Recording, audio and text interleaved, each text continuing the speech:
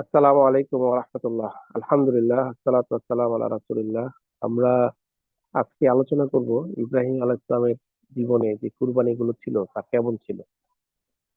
আমরা কম বেশি সবাই ইব্রাহিম আলাইহিস সালামের কুরবানি সম্পর্কে আলোচনা করতে গেলে দেখা যায় ইব্রাহিম আলাইহিস সালাম বৃদ্ধ বয়সে তার পুত্রকে কাবা শরীফের পাশে রেখে আসা এবং পরে বড় হওয়ার পরে জবে করা এই বিষয়গুলো নিয়ে আলোচনা করি।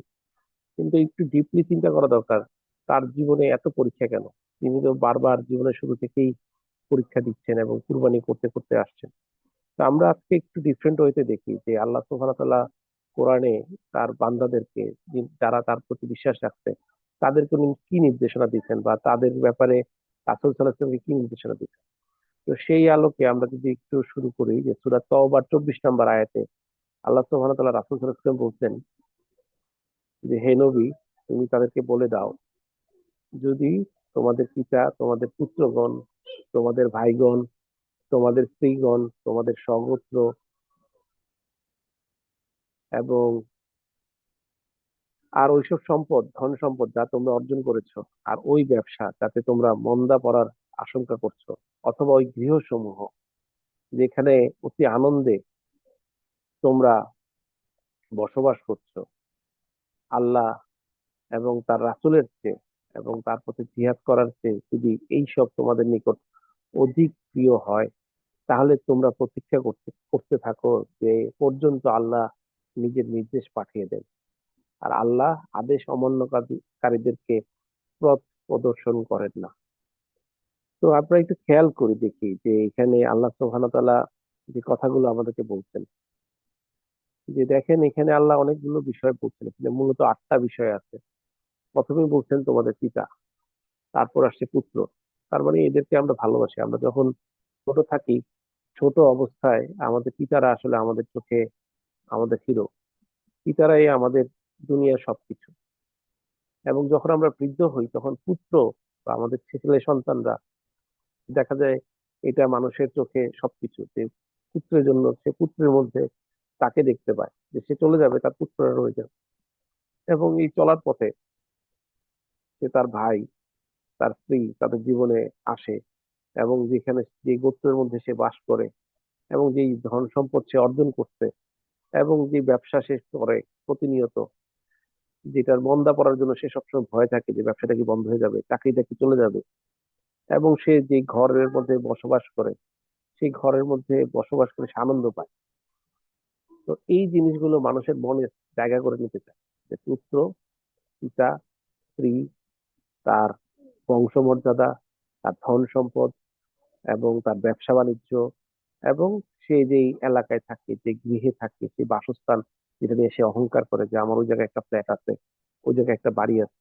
তা আল্লাহ মুমিনদেরকে বলতেছেন, কারণ এটা কাফেরদেরকে বলা হয়নি, রাসূল মুমিনদেরকে বলতেছেন, যে মুমিনদেরকে বলতেছেন তোমাদের অন্তরে যদি এইগুলোর ভালোবাসা আল্লাহ, আল্লাহ রাসূল এবং তার পথে জিহাদ করার থেকে বেশি প্রিয় হয়, তাহলে প্রতীক্ষা করতে থাকো আল্লাহর হুকুম আসার আগ পর্যন্ত, আল্লাহর নির্দেশ আসার আগ পর্যন্ত।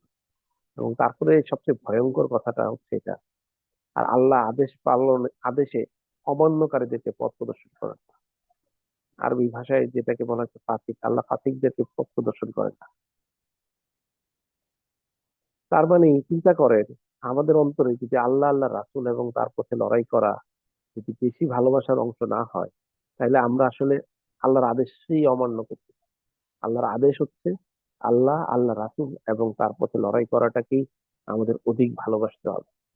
এবং এটা আসলে আমাদের প্রত্যেককে, যারাই আমরা ইমানের দাবি করতেছি, প্রত্যেককেই আসলে এটার পরীক্ষা দিতে হবে। এবং এই পরীক্ষাটা খুব সহজ পরীক্ষা না, এই পরীক্ষাটা একটা চলমান পরীক্ষা, সব সময়। দেখেন ইব্রাহিম আলাইহিস সালাম একেবারে জীবনের শুরু থেকেই তার বিভিন্ন পরীক্ষা দিয়ে আসছে। আমরা যদি দেখি যে ইব্রাহিম আলাইহিস সালাম তার জীবনে কি কুরবানি করতেন, আমরা প্রথমেই দেখি যে তিনি তার পিতা এবং সমাজকে কুরবানি করতেন, যে সত্যের পথে তিনি একা দাঁড়াইছেন এবং তার জন্য তার পিতার সাথে বিচ্ছেদ হয়ে যাচ্ছে, পিতা তাকে ত্যাগ করতেছে, ত্যায্য করতেছে, সেটাকে তিনি মেনে নিতেন। কিন্তু এর মানে এই না যে তিনি পিতাকে ত্যাগ করতেন। তিনি পিতার জন্য আল্লাহর কাছে সবসময় দোয়া করতেছেন, দোয়া করতেছেন, দোয়া করতেন এবং সামনেও করবেন যে আল্লাহ যাতে তার পিতাকে ক্ষমা করে। এবং তার গোত্র তার সমাজকে তার ছাড়তে হয়েছে যখন তিনি এই মূর্তি পূজার বিরুদ্ধে দাঁড়াইছেন। এবং কি হয়েছে, এই যে মূর্তি ভাঙছেন এবং নমরুদের বিরুদ্ধে, নমরুদ যেহেতু রাজা এবং তখনকার যে নিয়ম কানুন সবকিছু উনি ভেঙে দিতে চাইছে। তো এইটাও কি ওই সময়ের যে তার যে ক্ষতি হওয়ার সম্ভাবনা, তার যে সাধারণ জীবন অপকরণ, যেটা আমরা এখন ব্যবসা বাণিজ্য চাকরি বাকরির মাধ্যমে পাই, সেটাকে উনি ত্যাগ করছেন। এবং দেখেন ওই জায়গায় গিয়ে উনি কি কঠিন পরিস্থিতিতে পড়ছিলেন, এটা আমাদের কিছু আলোচনা করা দরকার। সেটা হচ্ছে যেন ওর স্ত্রীকে ধরে নিয়ে গেছে, যখন ইব্রাহিম আলাইহিস সালাম বের হয়ে গেছে সমাজ থেকে, তখন তার স্ত্রীকে, সারা আলাইহিস ইসলামকে বের করে নিয়ে ধরে নিয়ে গেছে নমরুদ নিজের কাছে। এবং তিনি কত অসহায়, আল্লাহর একজন নবী, উনি আল্লাহকে বলতে পারতেন যে আল্লাহ আমার স্ত্রীকে বাঁচাও। হয়তো উনি মনে মনে বলতেছেন আল্লাহ বাঁচান, আপনি যেমনি আপনি পারেন আমি পারি না, যেটার কথা অবশ্য আমরা কোরআনে উল্লেখ পাই না, কিন্তু উনি নিশ্চিত করতেছিলেন। কিন্তু দেখেন তিনি কত অসহায়, তিনি লড়াই করতে পারতেছেন না, তিনি সেখানে কিছু বলতে পারতেছেন না। সেই অবস্থায় তিনি, আমার কথা কি এখন শোনা যাচ্ছে নাকি খুব আস্তে আস্তে আসছে?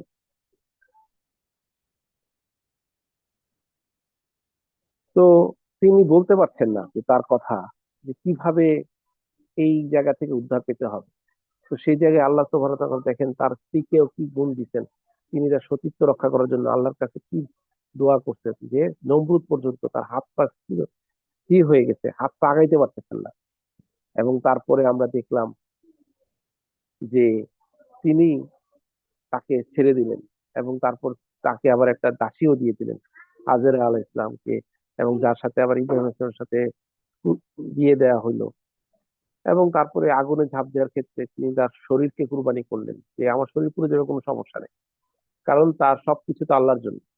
তিনি কত পরীক্ষা দিচ্ছেন, দেশ ছেড়ে হিজরত করা, হ্যাঁ, নিজের দেশের গোত্রের কুরবানি করা, স্ত্রী হাজেরা এবং স্ত্রী পুত্রকে মরুভূমিতে রেখে আসা, যেগুলো আমরা জানি।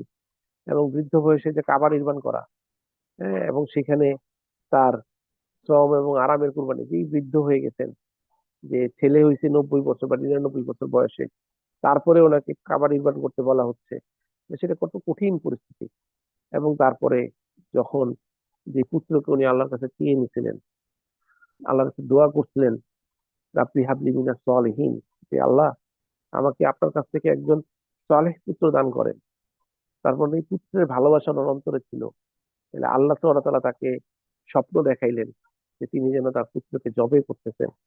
তো এই পরিস্থিতিতে দাঁড়িয়ে থেকে যে আমি যাকে সবচেয়ে বেশি ভালোবাসি, আমার এই বয়সে, বৃদ্ধ বয়সে পুত্রকে ছাড়তে হবে, পুত্রকে জবাই করতে হবে। একটা হচ্ছে পুত্র যখন ছোট ছিল, যার প্রতি আমার ভালোবাসা জন্মায় নাই, তখন তাকে আমি আল্লাহর কাছে নিয়ে গেছি, সেটা একরকম। আচ্ছা, আমার কথা কি আপনারা শুনতে পাচ্ছেন? জি আলহামদুলিল্লাহ। তো যখন পুত্রটা ছোট ছিল তখন তাকে একভাবে দেখে রাখা, আর যখন পুত্রটা বড় হয়েছে, সে খেলাধুলার বয়স হয়েছে, তখন পুত্রের প্রতি মায়াটা আরো বড় হয়। এবং এখন উনি জীবনের প্রায় সায়ান নেই, মানে শেষ পর্যায়ে চলে আসছে, তখন যদি বলা হয় পুত্রকে কুরবানি করা, এইটা যে কত বড় একটা ব্যাপার, এটা আসলে আমরা অনুভব করতে পারছি না। যে উনি ওনার জীবনের শুরু থেকে, যখন উনি ছোট ছিলেন, ছোট বালক ছিলেন, তখন অনেক কিছু করা যায়, অনেক কিছুর প্রতি তার মায়া জন্মায় নেই, তখন তিনি তার ঘর সংসার সব ছাড়তেন, পিতাকে ছাড়তেন। কিন্তু এই বৃদ্ধ বয়সে, যখন ওনার আর কোনো অবলম্বন নাই, তখন তার সন্তানকে কুরবানি করতে পারা, এইটা আসলে কত বড় একটা ব্যাপার, এটা আমরা এখন উপলব্ধি করতে পারছি না। তো তিনি সে জায়গা থেকে আল্লাহর কাছে পরিপূর্ণ নিজেকে সমর্পণ করতেন, যে তিনি আর কারোর উপর ভরসা রাখেন নাই, যে আল্লাহ বলছেন, আল্লাহর কথাই হচ্ছে শেষ কথা। আমার এখানে যুক্তি বিবেক, যে আমার সন্তানকে কুরবানি করলে আল্লাহর দিনের কি উপকার হবে, আল্লাহর দিন কিভাবে বড় হবে, আল্লাহর দিনের কথা আমার পরে আর কে বলবে, এগুলো উনি একবারও আল্লাহর কাছে জানতে চান নাই। যেটা হয়তো আমরা কোনো কিছু করতে গেলে এখন চিন্তা করি, আল্লাহ এই কাজটা করলে কি হবে, আমাদের নেতৃত্ব স্থানীয় যদি কেউ বলে এই ভাই এই কাজটা করেন, তো আমরা তখন প্রশ্ন করে থাকি এটা কেমনে সম্ভব, এটা কি সম্ভব, না না এটা সম্ভব না। আমরা বিভিন্ন যুক্তি দাঁড় করে থাকি, যেটা আসলে খুবই দুঃখজনক একটা ব্যাপার, যে এটা আমি ছাড়া অন্য কেউ করলে হয় না, আমার এই সমস্যা আছে, ওই সমস্যা আছে, আমি তো মাজুর। দেখেন এই যে প্রত্যেকটা বিষয়ে উনি মাজুরের অজুহাতটা দিতে পারতেন, কিন্তু উনি কোনো জায়গায় আল্লাহর হুকুম পালন করার ক্ষেত্রে একটা জিনিসও বলেন নাই। আমরা যে কিছুক্ষণ আগে একটা সূরার একটা আয়াত দেখলাম, সূরা তওবার 24 নম্বর আয়াত, যেখানে আল্লাহ এটাই বলছেন। এবং দেখেন ইব্রাহিম আসলাম পুরো জীবনে একটা জিনিসই চাইছিলেন, যে কুরবানি করার ক্ষেত্রে বলছে যে তোমার সন্তানকে জবে করা। তাহলে জবে করলে তার ফেরত আসবে না।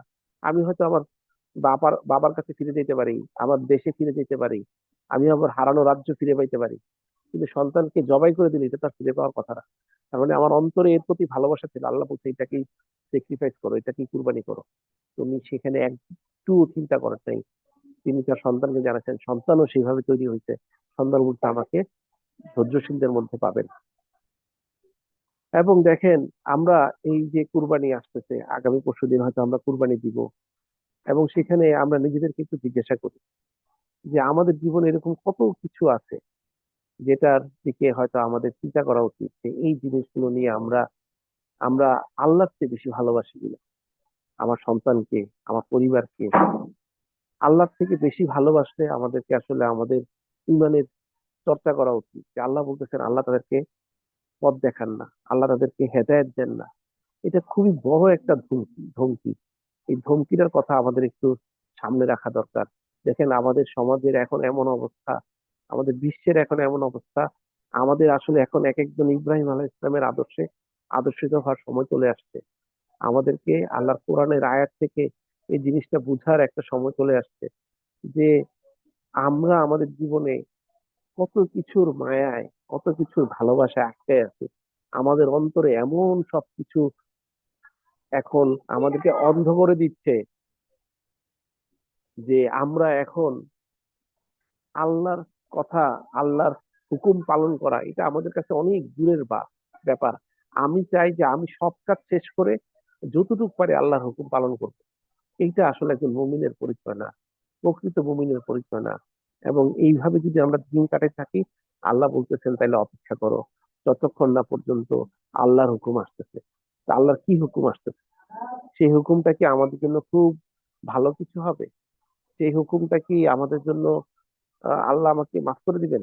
সেই আশা কি আমরা করতে পারি যদি আল্লাহর ভালোবাসার উপরে, আল্লাহ রাসূল সাল্লাল্লাহু আলাইহি ওয়াসাল্লামের ভালোবাসার উপরে, আল্লাহর আল্লাহ রাসূলের পথে লড়াই করার থেকে যদি এমন কোনো জিনিস আমাদের অন্তরে থাকে, এবং ডেফিনেটলি আমার অন্তরে আছে, আমরা যারা শুনতেছি সবার অন্তরে আছে, তাহলে এটা আমাদেরকে প্রশ্ন করা দরকার। এবং আল্লাহর উপরে তাওয়াক্কুল করা, আল্লাহর উপরে ভরসা করা, সেই জিনিসটার ক্ষেত্রে আমাদের একটু নিজেদের চিন্তা ফিকির করা। আমরা জিলহজ মাস কাটাইতেছি, আজকে আরাফার দিন গেছে, আল্লাহ সব ক্ষমা করেন। দেখেন আমরা অনেক কিছু করার চিন্তা করি, আমরা শুধু আমার জন্য চাই আল্লাহ আমাকে সম্পদ দেন, আল্লাহ আমাদেরকে এইটা দেন, সেটা দেন। তার মানে আসলে কি আল্লাহর কাছে আমরা এমন সব জিনিস চাইছি যেটাকে আমরা ভালোবাসি? নাহলে তো এটা চাইতাম না। আমরা যদি আবার একটু ফিরে যাই, যে সূরা তওবার 24 নম্বর আয়াতটাতে, এই সবগুলো জিনিস কিন্তু আমরা আল্লাহর কাছে কন্টিনিউয়াস চাই। আল্লাহ আমাদেরকে পুত্র দেন, আল্লাহ আমাদের স্ত্রীদেরকে এটা দেন, তাদেরকে নেক হায়াত দান করেন। এগুলো কোনো কিছু ইসলামে অবৈধ না, সবকিছু চাওয়া বৈধ। কিন্তু তাদের ভালোবাসাটা যদি আল্লাহ আল্লাহ রাসূল এবং তার পথে লড়াই করে, তিনটা জিনিস। এখন অনেকে বলতে পারি আমরা আল্লাহ আল্লাহ রাসূলকে ভালোবাসি, আসলে তার প্রমাণটা হবে তখন যখন আল্লাহ আল্লাহ রাসূলের পথে লড়াই করার জন্য আমাদের এগুলো ছাড়তে হবে। এখন লড়াই করা বলতে আমরা কি বলতে, লড়াই বলতে বলতেছি না যে আমরা আল্লাহ আল্লাহ রাসূলের পথে এখন আহ এমন কিছু করব যেটা আসলে ইসলাম শরীয়ত সম্মত না। আমাদেরকে শরীয়ত সম্মত ভাবেই কাজগুলো করতে হবে। কিন্তু এর মানে এই না যে আপনি আল্লাহ আল্লাহ রাসূলের পথে লড়াই নিজে নিজের মতো করে ফেলবেন। এটাকে জেনে বুঝে করতে হবে, কিন্তু সেটা জানার বোঝার জন্য কি আমরা কোনো কাজ করতেছি, সেটার জন্য কি ত্যাগ করতেছি আমরা, বা সেটার কি কাজ করতেছি? দেখা যাবে উত্তর হবে জিরো, আমরা কোনো কাজ করতেছি না। আমরা আসলে যে কাজ করার কথা ছিল সেই কাজ করতেছি না। কারণ আমরা ব্যস্ত এই যে 8টা বিষয়, আমাদের পিতা পুত্র ভাই স্ত্রী, আমাদের আত্মীয় স্বজন সহগোত্র, আমাদের ধন সম্পদ, আমাদের ব্যবসা বাণিজ্য, আমাদের গৃহ, এইগুলো নিয়ে আমরা পড়ে আছি। আল্লাহর কাছে শুধু এইগুলোই চাচ্ছি। আর দেখেন ইব্রাহিম আলাইহিস সালাম আল্লাহর কাছে চেয়েছিলেন তার পুত্র সন্তান, বৃদ্ধ বয়সে আল্লাহ তাকে পুত্র সন্তান দিয়েছিলেন। এবং তারপরে আল্লাহ আবার এটা কুরবানি করতে বলছেন। তার মানে এটাও যাতে তার অন্তরে ভালোবাসা, আল্লাহ পরীক্ষা করতেছেন। এবং আল্লাহ কোরআনে বলছেন এটা ছিল আল্লাহর পক্ষ থেকে একটা পরীক্ষা ইব্রাহিমের জন্য। এর আগে তো আল্লাহ ইব্রাহিম অনেক পরীক্ষা দিচ্ছেন, কিন্তু এটা আল্লাহর পক্ষ থেকে পরীক্ষা, আল্লাহর সরাসরি বলছেন যে তোমাকে এটা আমি পরীক্ষা করার জন্য করছিলাম, যে তুমি তোমার সন্তানকে কুরবানি করতে নিয়ে যাও কিনা। এবং দেখেন, ইব্রাহিম আলাইহিস সালাম সেই পরীক্ষায় পাশ করছিলেন। আমরা কি আসলে এইরকম পরীক্ষায় পাশ করব? তা আল্লাহ আমাদেরকে বুঝার তৌফিক দান করুক। এবং দেখেন, যে কথাটার জন্য আমরা এই আয়াতটায় আবার আসছি, আমরা যদি এই জিনিসটা আমাদের অন্তরে তৈরি করতে না পারি, তাহলে আল্লাহ বলছেন তোমরা প্রতীক্ষা করতে থাকো, অপেক্ষা করতে থাকো। এবং আল্লাহ বলছে আদেশ অমান্যকারীদেরকে, তার মানে আল্লাহর আদেশ হচ্ছে এদের থেকেও আল্লাহকে বেশি ভালোবাসতে হবে এবং আল্লাহর উপরই সবচেয়ে বেশি ভরসা করতে হবে। ব্যবসা বাণিজ্য আমাদেরকে খাওয়ায় না, আমাদের সম্পদ আমাদেরকে খাওয়ায় না, আমাদের সম্পদ আমাদেরকে টিকে রাখে না, আমাদের সম্পদ আমাদের মান সম্মান বাড়ায় না, আমাদের গোত্র আমাদের মান সম্মান বাড়ায় না, আমাদের সন্তান আমাদের বংশধারা বজায় রাখে না। সব রাখবেন আল্লাহ সুবহানাহু ওয়া তাআলা। আল্লাহর উপরেই আমাদেরকে সেভাবে আত্মসমর্পণ করতে হবে। যে আত্মসমর্পণের শিক্ষা আমরা প্রতিদিন নামাজে করতেছি, আল্লাহ আকবার করে সারেন্ডার করতেছি, কিন্তু আসলে অন্তর কি সেভাবে আমরা সাড়া দিই কিনা? ইব্রাহিম আলাইহিস সালাম যেভাবে পারতেন সেভাবে আমরা পারছি কিনা, সেটাই আমাদের আলোচনা। তো আল্লাহ আমাদেরকে বুঝার তৌফিক দান করুক। আজকের আলোচনা আমরা এখানে শেষ করতেছি। আগামী আলোচনায় ইনশাআল্লাহ তার পুত্রদেরকে নিয়ে আমরা আলোচনা করব, তার বংশধর অন্যান্যদেরকে নিয়ে আলোচনা করব। তো এই পর্যন্ত আজকে শেষ করি। সুবহানাকাল্লাহু ওয়া বিহামদিক, আশহাদু আল্লা ইলাহা ইল্লা আনতা, আস্তাগফিরুল্লাহ ওয়া আতুবু ইলাইক। আসসালামু আলাইকুম ওয়া রাহমাতুল্লাহি ওয়া বারাকাতুহু।